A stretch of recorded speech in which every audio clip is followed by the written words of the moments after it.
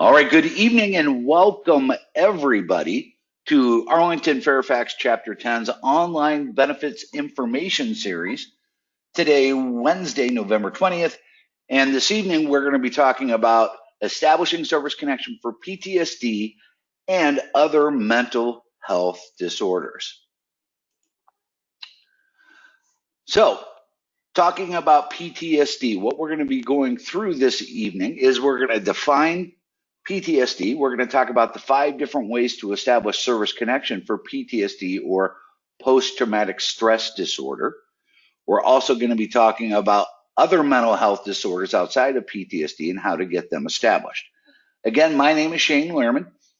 I'm the adjutant for Chapter 10, and I've also been in the DAV service officer business for about 21 years. And joining us this evening is our commander, Tom Wendell, who is also a service officer for DAV, currently the assistant supervisor at DAV's office at the Board of Veterans Appeals. Between Tom and myself, we have a little over 40 years of experience in representing veterans. So we'll be able to answer your questions as we get to those points, and Tom and I will be providing discussion on each of the topics as we go along. So first, let's just get into some of the basics. I know we all hear this quite often, especially a lot of the times in the news and the media, PTSD and post-traumatic stress disorder. But what is it? Let's define what is post-traumatic stress disorder. It is a psychiatric disorder that can occur in people who have experienced or witnessed a traumatic event, such as a natural disaster, a serious accident, a terrorist act, war, combat, rape, or other violent personal assaults. PTSD symptoms are generally grouped into 4 different types: intrusive memories, avoidance, negative changes in thinking and mood, and changes in physical and emotional reactions. Symptoms can vary over time, and they can also vary from person to person. So what we're going to be talking about this evening is how do you service connect PTSD? So if you've been diagnosed with post-traumatic stress disorder and you're trying to get a VA claim established for your condition, how do we go about doing that? Well, service connection for post-traumatic stress disorder is going to require these essential 3 things. Now, it may change on some of the topics we talk about, but in general, it's going to require medical evidence diagnosing the condition. In other words, you're going to need current evidence of a diagnosis of PTSD. We're going to need to be able to point to an in-service stressor. In other words, a traumatic event significant enough that caused the PTSD you're claiming. And the third thing is we're going to need a medical opinion linking your current diagnosis of PTSD to that verifiable or in-service stressor. So those are the 3 things we need to think about. We need to have a current medical evidence of a diagnosis, an in-service stressor, and a medical opinion linking that diagnosis to that in-service stressor. Now, currently within the VA, there are 5 different ways to establish service connection for PTSD. This is all controlled by 38 CFR 3.304F. And all of these next 5 ways we're going to discuss are based on the stressor that caused the PTSD. So we're still going to need a diagnosis of PTSD, but under each of these 5, the stressors may change or what's required. So we're going to talk about the 5 different ways, and that is 1, when you have an in-service diagnosis before separation from service; 2, exposure to combat; 3, statement of fear; 4, POW experience; and 5, personal assault, rape, or sexual assault. So those are the 5 different ways or types of stressors that you can use to establish service connection for a diagnosed PTSD condition. So let's talk about them in order. First is the in-service diagnosis, which can be found under 3.304F1. And If the evidence establishes a diagnosis of PTSD during service and the claim service is related, or excuse me, that the claim stressor is related to that service, a current diagnosis is still required at the time of claiming PTSD. That seems very simple, but let's go ahead and give an example, and then Tom will chime in if he wants to, and then we'll ask if anybody has any questions. So under this first one, or this in-service diagnosis, it's actually pretty simple. If while you were on active military service, you were diagnosed with PTSD, and it's in your service medical records, and it's due to a stressful event while on active military, VA will grant service connection if you have the current diagnosis and your diagnosis is related to that in military service. Pretty simple. This one's not very complicated at all. Tom, did you have anything you wanted to add in reference to this first type of stressor? Not too much, because this one's pretty cut and dry. You know, if you got the diagnosis while on active duty and you continue to have PTSD after service, then it's pretty much a fairly easy one to get granted. You know, this is probably the easiest out of all of them. And Tom is correct. It pretty much is the easiest way. And they've added this part to the regulation in the last several years, which is kind of surprising. You think they would have known that all along. But this wasn't part of the regulatory provision, and veterans were filing claims and diagnosed with PTSD on active duty, and they didn't have anything to account for it. So they established this regulation. So before we moved on to the next four ways of service connecting PTSD, does anybody have any questions specific to an in-service diagnosis of PTSD? I do, Lisa. So are the individual symptoms of PTSD included in this? No, it has to be a diagnosis of PTSD while on active duty. Okay. For this instance. Now we've got four more to talk about. Okay. I will wait. Thank you. You're welcome. And she brought up a good point. Do symptoms count? We'll get to that here in a few minutes in some other examples. But under this provision, it has to be generally diagnosed while on active duty to fall under that criteria. So hearing no more questions, we'll move on to the next one, which is combat. That can be found in 38 CFR 3.304 F2. And if the evidence establishes that the veteran engaged in combat with the enemy and the claimed stressor is related to that combat, a current diagnosis is still required at the time of claiming PTSD. So if a veteran engaged in combat and that's their claimed stressor, they have a diagnosis of PTSD, their stressor is combat, we still need a medical opinion linking it back to that combat with a diagnosis of PTSD. But the VA also recognizes examples of proof of combat would be if a veteran received a Purple Heart, a Combat Action Award, Combat Action Ribbon, or a Combat Infantryman's Badge. Please look past my typo I just noted.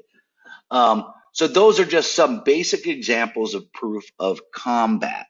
There are many other awards that are accepted as proof of combat. But again, if a veteran is claiming PTSD due to combat, we, one, still need a diagnosis of PTSD. Two, we need verification of that combat or proof of that combat experience. And three, we still need a medical opinion from a psychiatrist or a doctor linking the PTSD to that combat while on active duty. So now that we've talked about combat, PTSD, and how we still need the diagnosis, verified combat in service, and a medical opinion linking it together, Tom, do you have anything you would like to add to this specific topic? Yes, and something we should have said a little bit earlier in reference to the diagnosis. When you're talking about your diagnosis of PTSD, the VA has the physicians have their psychiatrist manual, the DSM-5. So it's important that a doctor is saying you meet the criteria for PTSD per the DSM-5, because that way you know it's a psychiatrist that's actually providing this and not a social worker or something of that nature. So just something to make sure everybody has an understanding there. Right. The diagnosis needs to come from a certified mental health professional. As Tom noted, a psychiatrist or a clinical psychologist, a general practitioner or primary care physician. A diagnosis from them is not going to be enough for the VA because it has to conform to the DSM-5, which is the Diagnostic Statistical Manual for Psychiatric Disorders. So before we move away from talking about combat, does anybody out there have any questions about how this works for combat veterans and PTSD? All right, seeing and hearing no questions, we're going to move on to the next part. This is one of the more recent additions to the regulatory provisions in reference to PTSD, and this has to do with what's called the statement of fear, and this can be found in 38 CFR 3.304 F3. If a stressor claimed by a veteran is related to the veteran's fear of hostile, military, or terroristic activity, and a VA psychiatrist or psychologist, or a psychiatrist or psychologist with whom VA has contracted,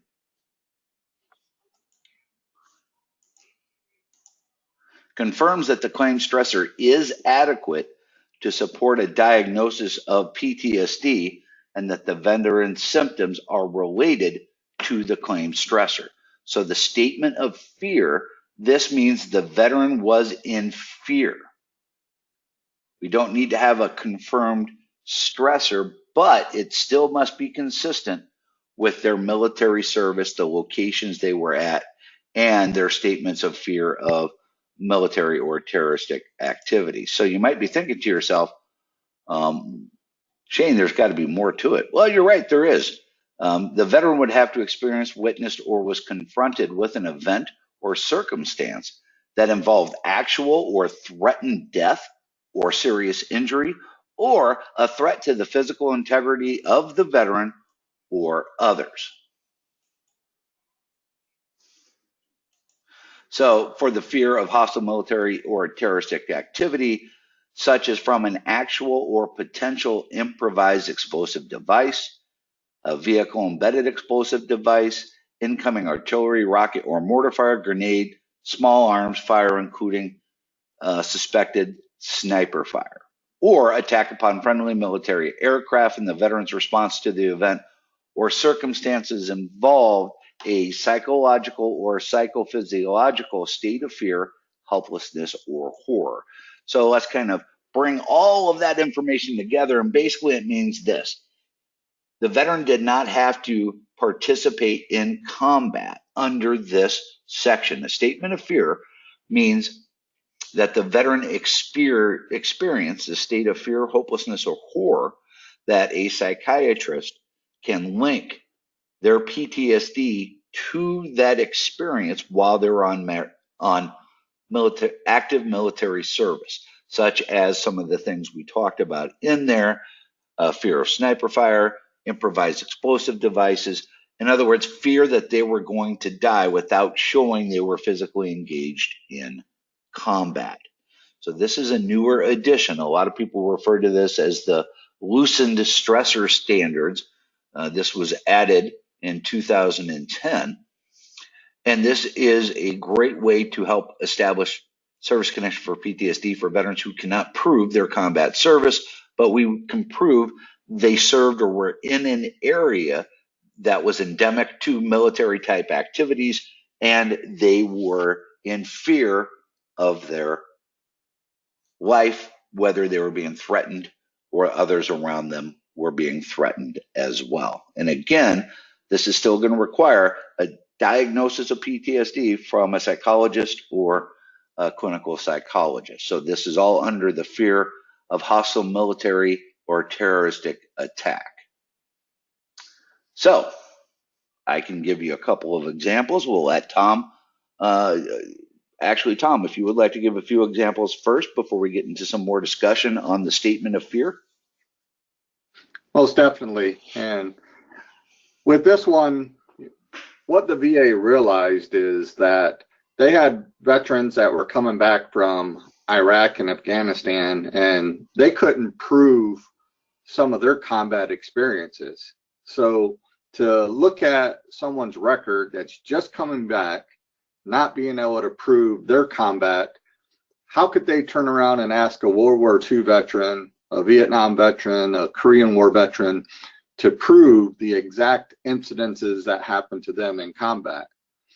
So that was one of the main reasons that they turned around and came up with this regulation, is because they realized they can't prove every incident that happened to someone during combat. So they threw in the fear of hostile actions against you to make it easier for people to be able to file their claims for PTSD. You look at the Gulf War in 90 and 91, a lot of veterans experienced the Scud attacks. Well, the Scud missiles weren't very accurate, but if you're in a rear echelon, job, you're not up on the front lines, but next thing you know, all the alarms are going off saying the Scuds are coming in, but they end up not hitting anywhere near you. But the fear that they were about to would be considered a stressor for PTSD purposes. So that's just one example. Back to you, Shane. Oh, thank you, Tom. And that was a great example of the statement of fear. Now, just to clarify, this doesn't mean somebody who was stationed stateside who was in fear that they may be called to a combat zone. PTSD cannot be established by the statement of fear under this based on that. They still had to be in an area that was endemic to these types of circumstances that caused fear for their life, caused helplessness or horror, and they were worried about their own physical integrity or the physical integrity of those around them. So now that we've explained the statement of fear section and Tom's given us a few examples, does anybody have any questions specific to this section on the statement of fear? I do, Chris Arrington. Go ahead, Chris. Well, it's actually related to the previous one. Would you consider including the DMV? See, I've forgotten it already, and that's why I would like it included and written down somewhere, or as a part of your notes. She's talking about the DSM-5. That's the one, yes, the DSM-5, and the explanation of what it means and why someone needs to have that. Can you put that in your notes as well? Well, I can't do it while we're talking about it and showing it, right. But yes. Before you post it, yeah. Well, actually, I won't be able to correct the video because that's what we were going to post. But let me just explain that real quick. The reason I didn't get into a lot of that detail in the beginning of this is generally, if you've got a diagnosis of PTSD from a psychologist or a psychiatrist, that's going to be enough. Part of VA regulations requires that level of a diagnosis. So Tom mentioned it because he wants to make sure that when you're submitting a claim for PTSD, you're not just basing it off of what a primary care physician told you or a social worker. We need to have somebody who is experienced enough to provide that diagnosis, which conforms to the DSM-5. Most of the time, that's not going to be an issue for most people filing their claims because they're going to be receiving mental health care from somebody who is conforming that diagnosis.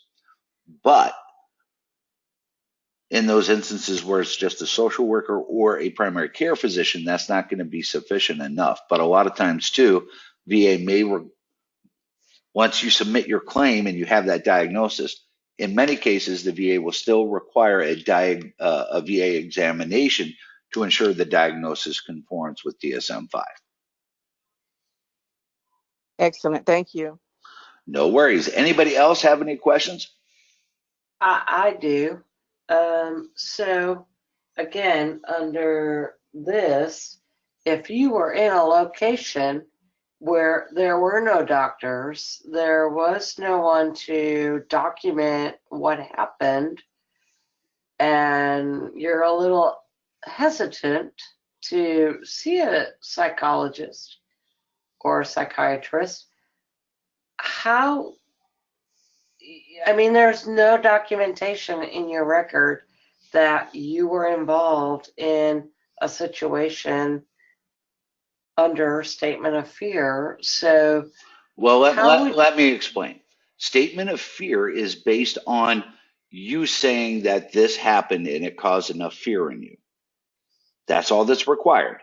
Then a VA exam or psychiatrist or psychologist, when they do the examination, they'll determine whether that meets the threshold of significant enough to have caused the fear and hopelessness and horror in the veteran. So it's nothing that has to be documented at the time the incident happened on active duty, but it still has to be consistent with those places and locations. yeah, but and that is the problem because, like you had mentioned, there are locations, Bosnia, Panama, Beirut. I mean, we could throw out all kinds of locations, but they are not on the VA radar. So people who were in those locations dealt with those things. They're Well, not saying anything. well, actually, let me clarify. If somebody was stationed in one of those locations during the hostile activities, even though there was no complete declaration of war, but they experienced something severe enough to cause hopelessness and helplessness, that's enough. Again, this does not require proof of combat. This does not require proof of the war going on. This does not require proof of somebody engaging or a missile blowing up next to them.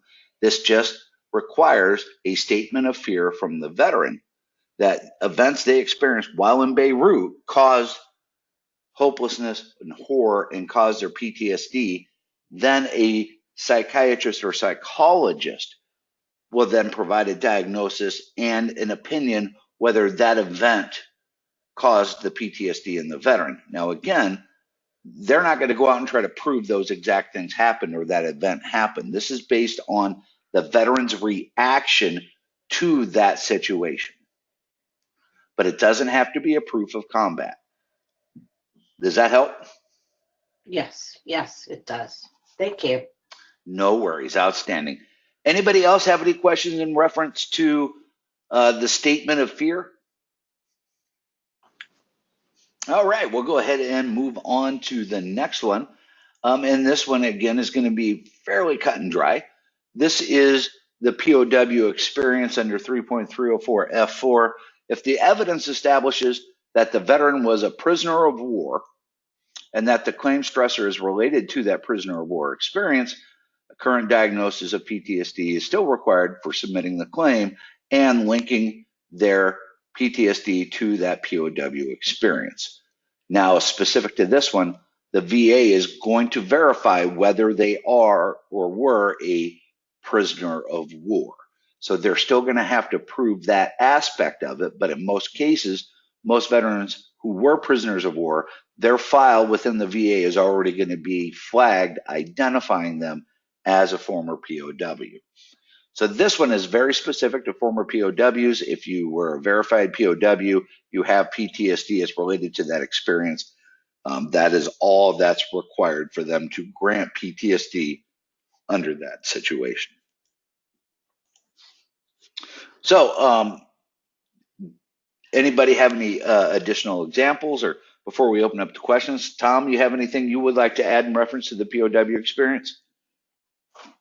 No, that one's pretty cut and dry. The VA is pretty good at identifying all the POWs, and so all they need is the diagnosis and the doctor linking it to their POW experience. So, All right, we're going to go ahead and move on to the last one. Now, this one I would like everybody just to pay close attention to. There's a few nuances that I'll go through and explain.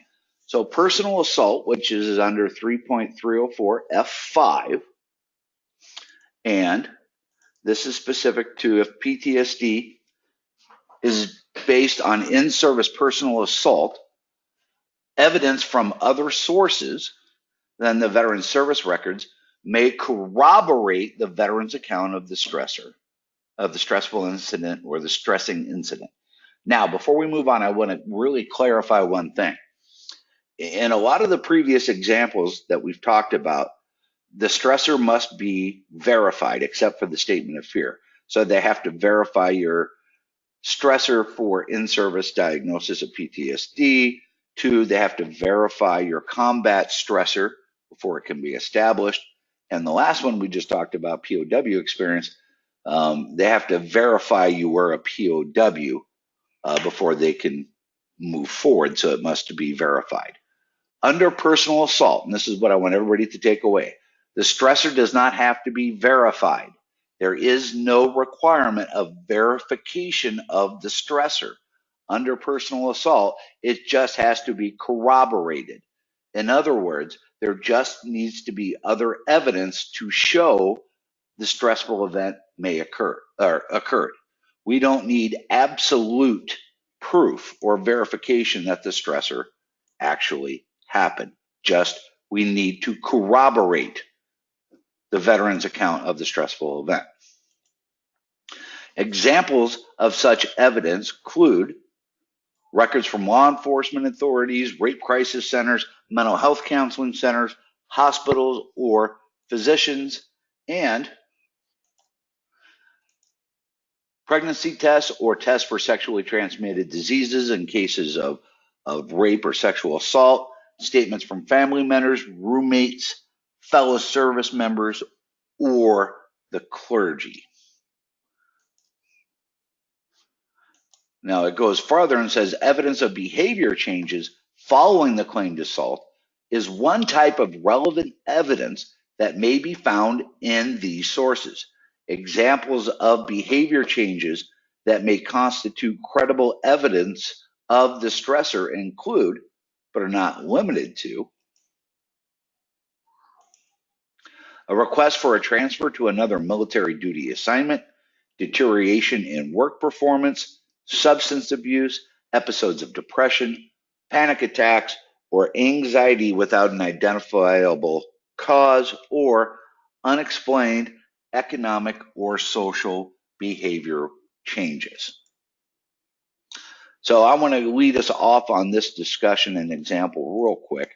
So under personal assault 3.304 F5, we still need a diagnosis of PTSD, and we need it related to that claimed personal assault while on active duty.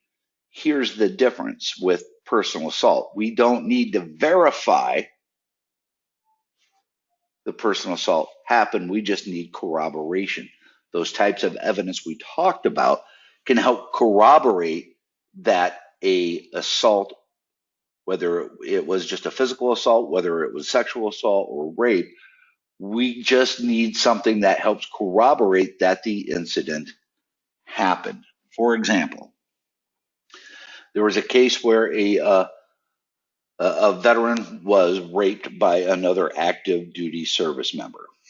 Obviously, there was happened about 30 or 40 years ago, so obviously there wasn't much evidence, and there won't be in a lot of rape and assault cases, won't be a lot of evidence in the service medical records or personnel records. But what we were able to find at the time when they claimed the incident happened, we were able to establish a statement from the veteran making some outrageous claims, and then the veteran went AWOL and disappeared for about 3 weeks. The veteran returned, gave themselves up to the authorities of the military, and then told the story about how they were sexually assaulted and raped right before they went AWOL. They explained this to their command and to their, I think, their unit chaplain. So there was no proof that the rape actually happened, but the evidence of the record corroborated the veteran's claimed in-service stressor, because we had statements from the clergy of the veteran telling the story. We had the veteran going AWOL coming back and explaining the story in a statement. And when the veteran went AWOL, they went to go confront the other service member who actually raped them. So all of these things corroborated the veteran's statement of personal assault. That's all we need with the diagnosis of PTSD and the medical opinion saying that PTSD is at least as likely as not related to that personal assault or rape on active duty.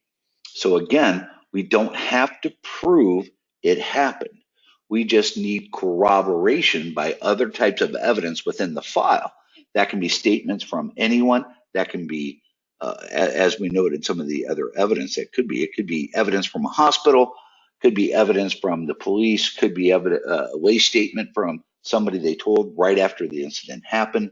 All of those things are examples of evidence that can corroborate the in-service stressor. So again, we don't need to verify it, just corroborate the personal assault.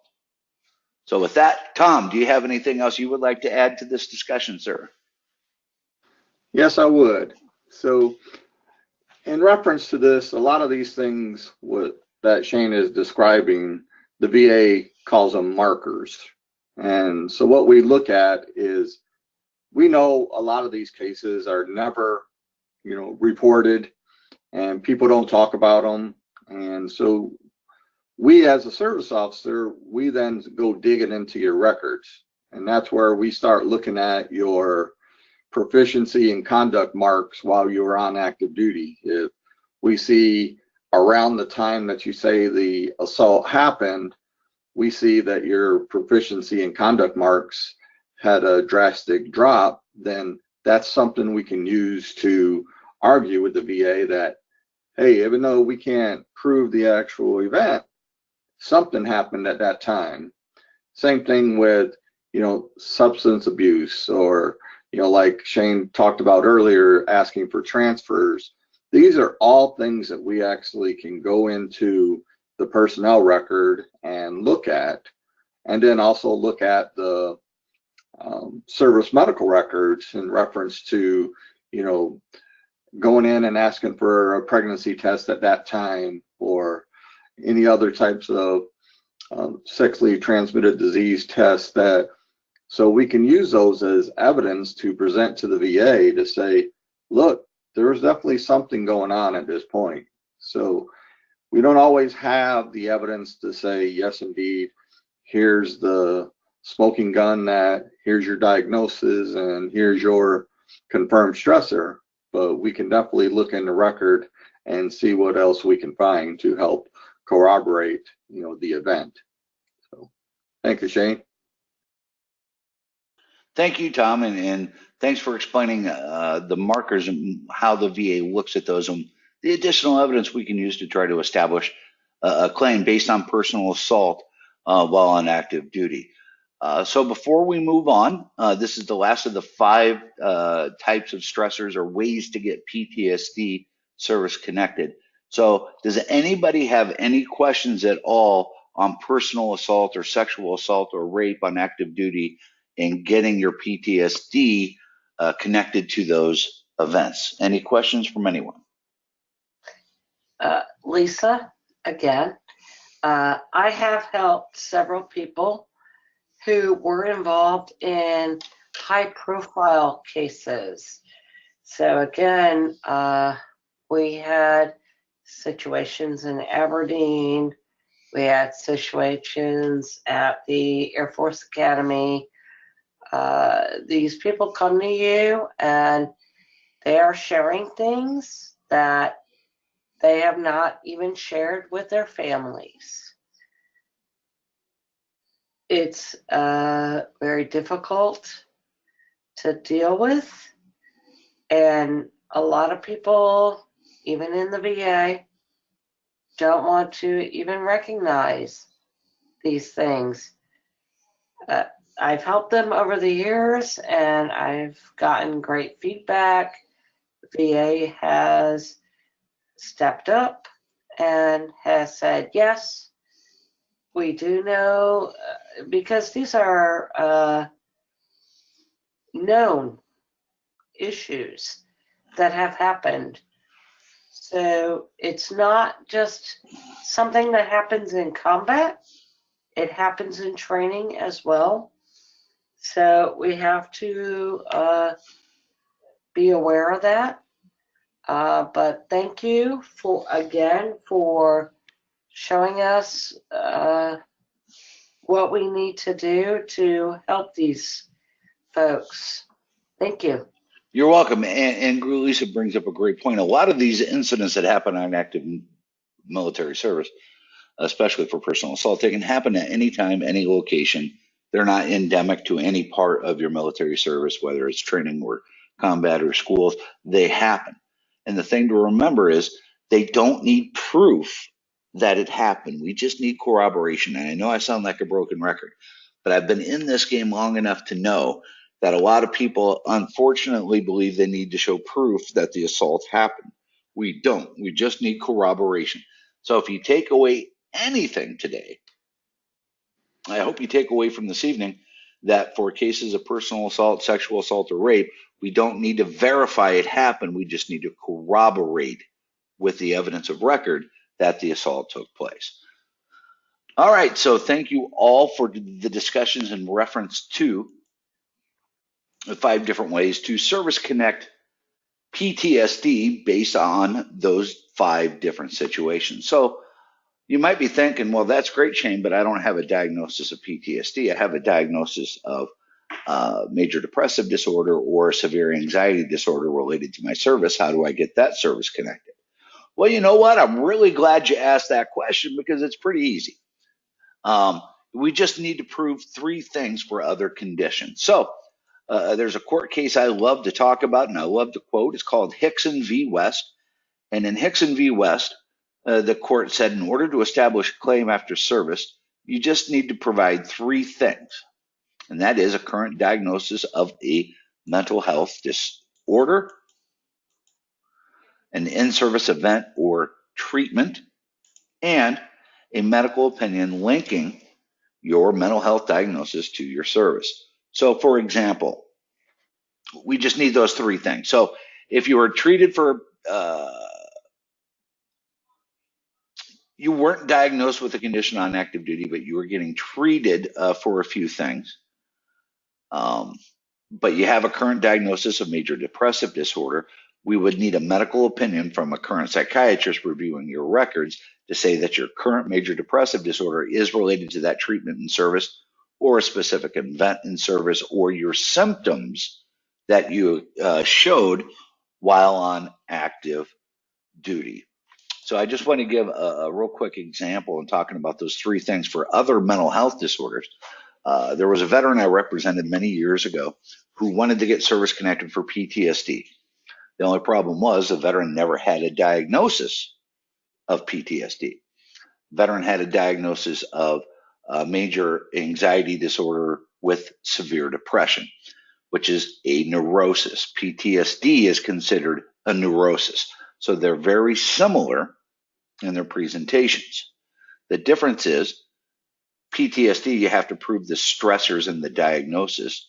For an anxiety disorder, as we just noted, you just need to prove those 3 things. And actually, those 3 things were noted in his VA examination. They said he didn't have PTSD, but he had major depressive disorder and severe anxiety disorder. They related him to 3 specific examples noted in his service medical records, provided the diagnosis, and said they were related. Well, the VA denied the veteran PTSD, saying he didn't have a diagnosis. We came back and pointed out He had a diagnosis of another mental health disorder that the VA examiner diagnosed and related to his military service. Those three things that were required. And the VA went back and granted service connection for that anxiety and depressive disorder because there was no diagnosis of PTSD. Now, the veteran continued to appeal for PTSD because they wanted that service connected, not the anxiety and the depressive disorder. So I want to take this time to explain another part of the VA system real quick, and that is you generally cannot be service connected for more than one psychiatric disorder at a time. If you are and you're service connected for 3 or 4 multiple mental health disorders, the VA is only going to compensate you on the one that provides the highest level of impairment. So what does all that mean? It means you can't get a separate 50% rating for PTSD and a separate 100% rating for major depressive disorder and a 50% rating for bipolar disorder. You're only going to get compensated for the highest degree of that service-connected mental health condition. So just to clear all of that up, you should not file for, or veterans should not try to seek multiple diagnoses and think they're going to get separate compensable ratings, because the VA is not set up to do that, because that's considered pyramiding or overlapping, because they all affect the mental health functioning. So you can't receive more than one compensable evaluation for disabilities that affect the same function. So with that being said, Tom, do you have anything you would like to add in reference to getting service connected for other mental health disorders? Sure.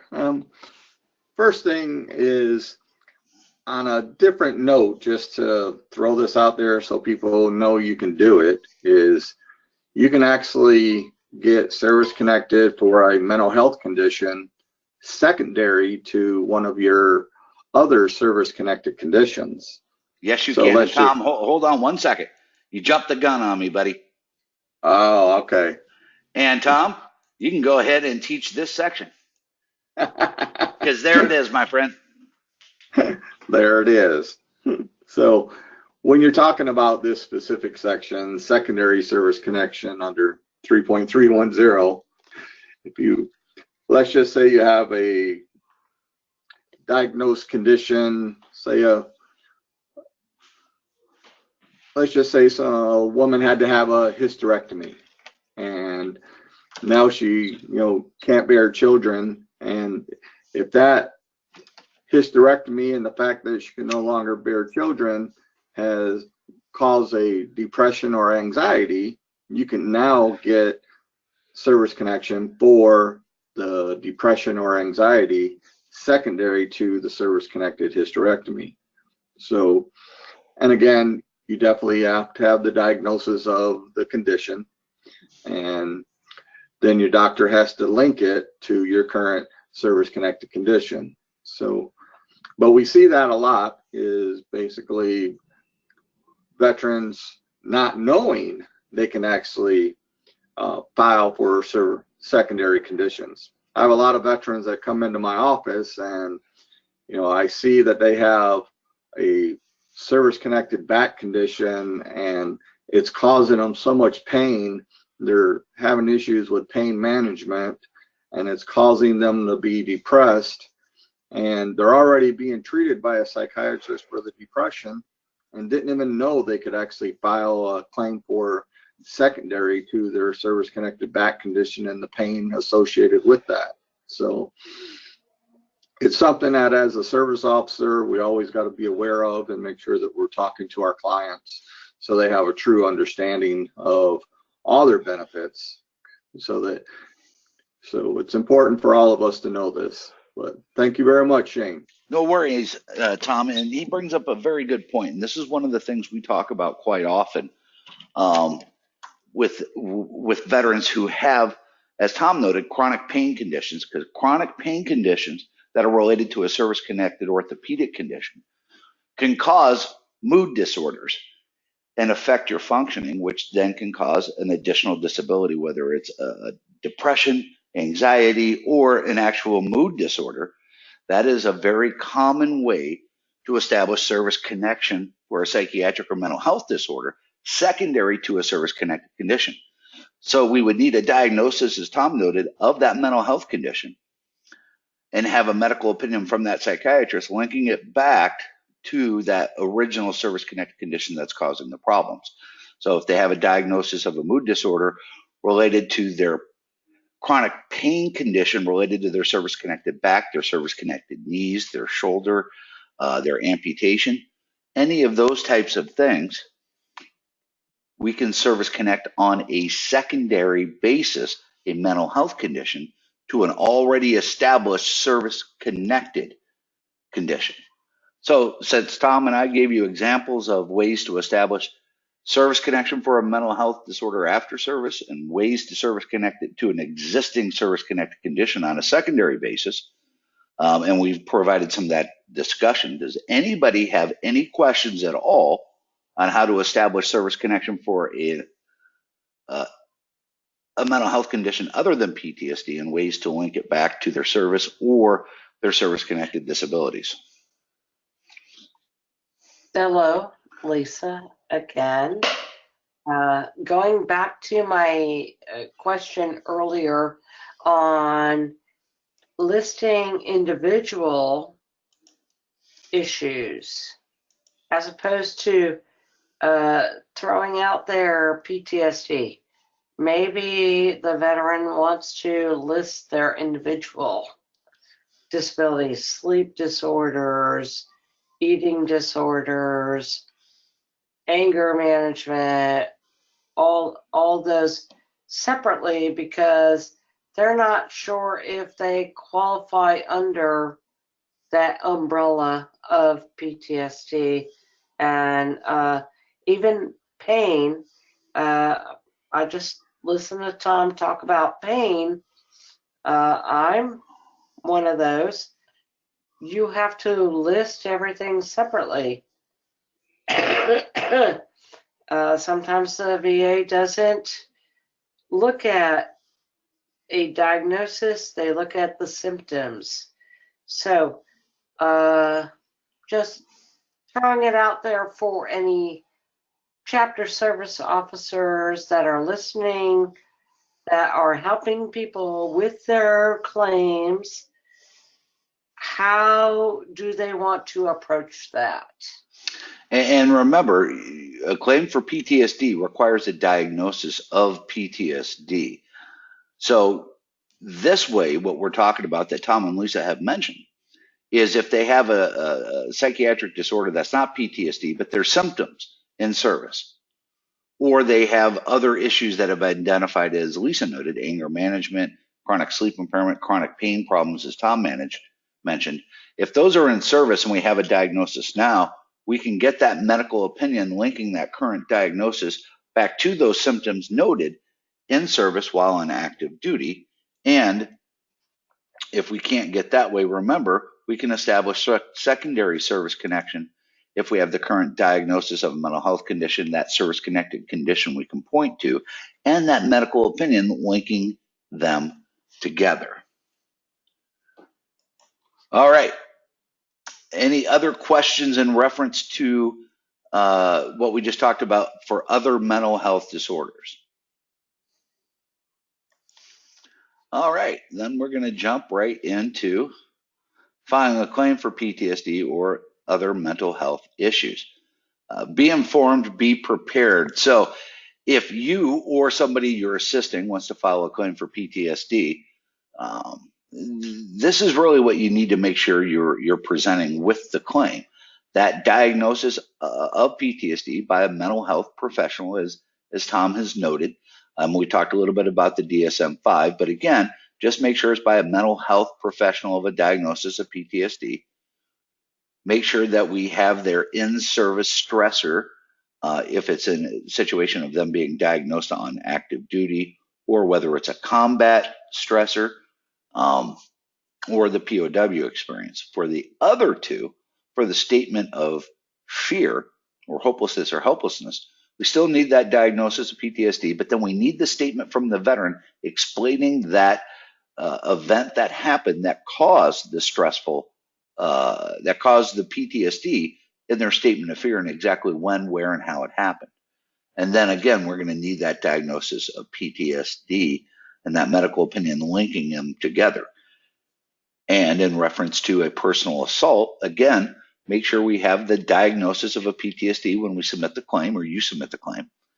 And make sure we have their stressor statement about what happened for the personal assault, sexual assault, or the rape on active duty. Make sure we have their complete statement on that and a medical opinion linking that stressful event to their PTSD.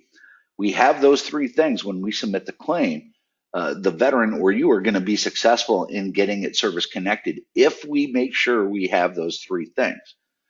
As we've been talking about those three things required for other mental health conditions, we need that diagnosis, and we need those other things in order to be prepared. So make sure you have all of that information. If you're not submitting all of those three things when you submit a claim, the chances of getting it granted are lessened, and it's a very weak claim. So make sure you're prepared, or the person you're assisting is prepared, and you have those three things required. It's going to help in establishing the claim the first time around. I know a lot of veterans may think that, well, it's in my records, that's good enough. Well, not everything is in the records, as you may come to discover. So make sure you're prepared, or you're preparing that person you're establishing the claim for. Make sure they understand the three things required, and they're getting that evidence when they submit the claim.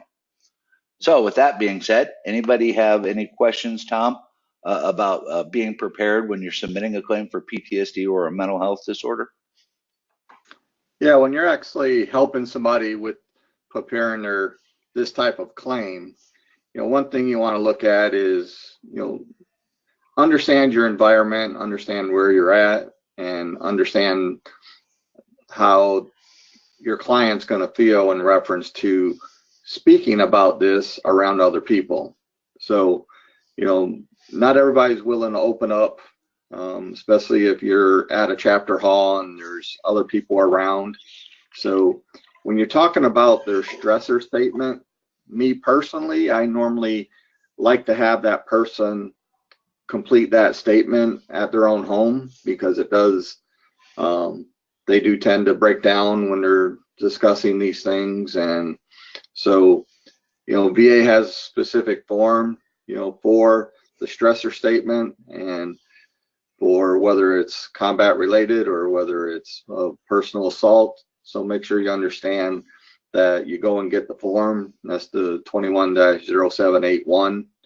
So make sure you get that form so the veteran fills it out completely, because they want to know the unit they were with, things of that nature, any awards that were given. So, but make sure that you're talking to them, making them understand exactly, what they need, and be mindful of your surroundings. And if they don't want to talk with everyone around, then make sure you make arrangements to talk to them one-on-one. So thank you, Shane. Thank you, Tom. And we're going to go ahead and just do a summary of what we talked about this evening during this information series about PTSD. We discussed the definition of what PTSD is, some of the 4 different categories of symptoms, the 5 different ways that we can get it service connected based on the stressor, and that is, again, the in-service diagnosis, combat, statement of fear, the POW experience, personal assault, rape, or sexual assault. We also talked about how to establish service connection for other mental health disorders, not PTSD, and the requirements of getting a diagnosis, something we can point to in service, and that medical opinion linking them together, or if it's a secondary condition, diagnosed mental health disorder related to a current established service-connected disorder, we still need the diagnosis. We need that disability to point to, and the medical opinion linking it together. And then we just wrap things up with preparing your claim, and make sure that when you're submitting your claim or you're helping somebody submit their claim, we have all of those three requirements at the time of submission. As Tom noted, sometimes submitting or writing out their stressor statement and their individual stressors, generally better for them to fill that out at their leisure and bring it back to you with the other portions of the claim and submit them all at one time. So with that being said, we're going to go ahead and just open this up to any questions anybody may have in reference to service connection for PTSD or service connection for mental health disorders. If anybody has any questions, you can go ahead and fire them out right now. Shane, I just have a comment. I want to thank you for putting this together because you clarified a lot of things. Well, good. And misconceptions. And that was the whole purpose of wanting to provide this information. Chapter 10 has been trying to provide lots of different benefit information series online, because sometimes it's hard to get all of this in at a chapter meeting or get these in general conversations.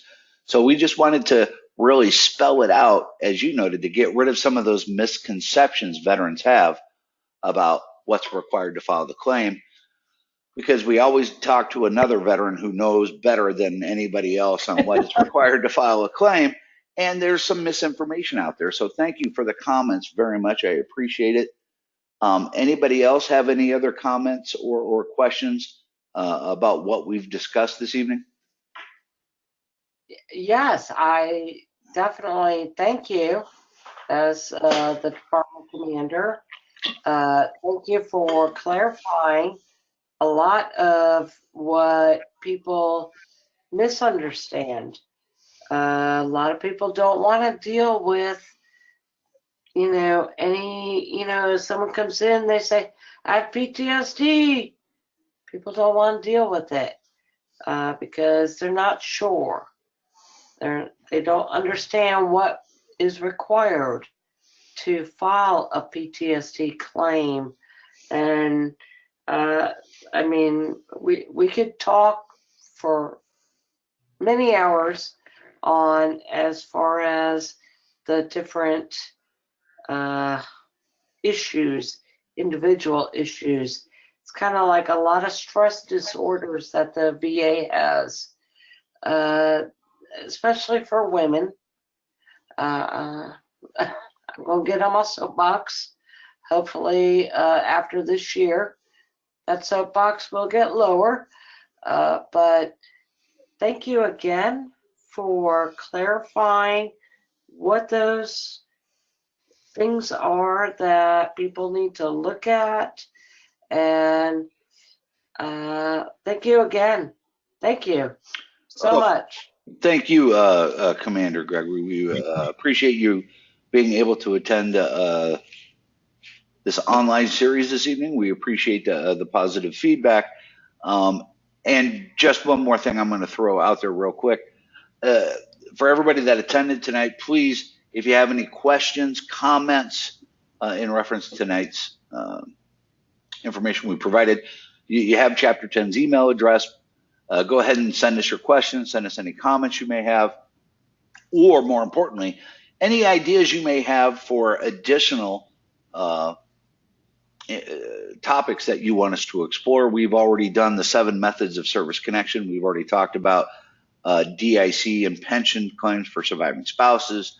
Now we're talking about this issue. So we want to continue to provide these every few months online. So if you have any topics you think we should be addressing, please let us know, and we can put together a series on that. So if there's, Shane? Yes. Do you have time for a quick comment? Of course I do. Tom mentioned a form, a statement form, and I have a feeling I missed all the numbers. All right, Tom, if you're still there. 21-0781. Thank you, Tom. And my comment is, like the other 2 ladies, thank you guys so much.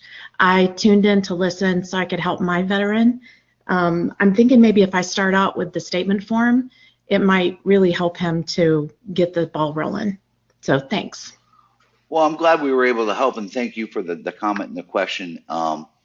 And before we close it out, I would just like to ask before I do that, does anybody else have any questions or comments? I have one. This is Chris Arrington again. Is there a way that we can send this to a link, get a link to send this a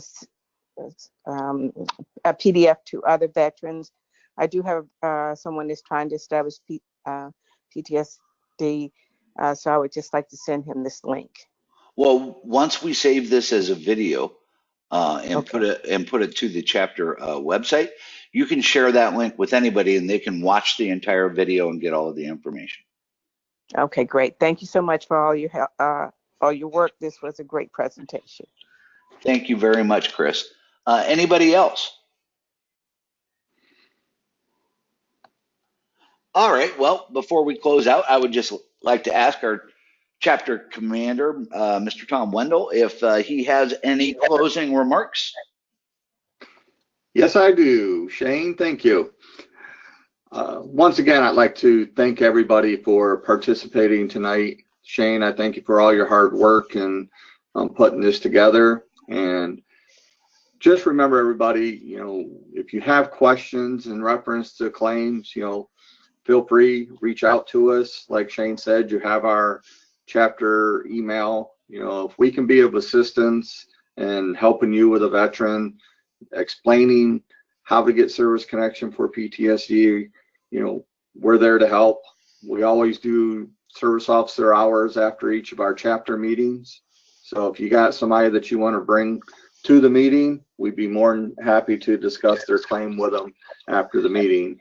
So, and for those of you that are on here and you're interested and want to come to our Christmas party on December 8th at 2 o'clock, feel free. We would love to have you.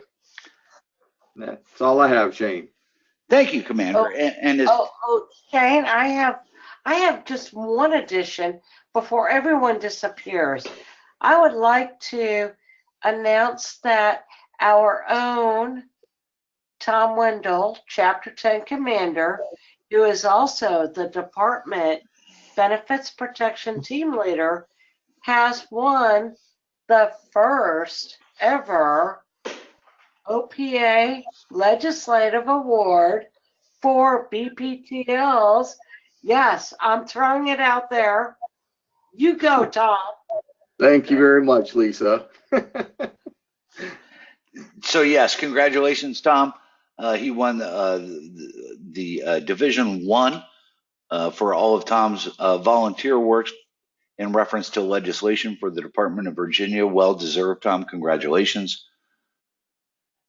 Thank you, Shane. And in reference to Tom's comments on Chapter 10's holiday banquet, all of that information is on our website. You can even RSVP from there, and you can go to the website and take a look at it. And I want to thank everybody for taking time out of your evening for paying attention and participating in this presentation tonight, because again, there is so much misinformation out there. We want to make sure we're giving everybody what they need to be successful with their claims and clear up some of that. And we want to know if you have any ideas for any other topics that we can do in the future. We want to do these, as we said before, hopefully once a month, once every 2 months, record them, put them on our website. So now that information is available to more people so they know what they need to do to get their benefits established. So with that, thank you all very much again. Don't forget to send us your comments and questions to the chapter email address. Thank you all very much. Have a good evening. Thanks for attending. You too, Shane. Thanks. Thank you.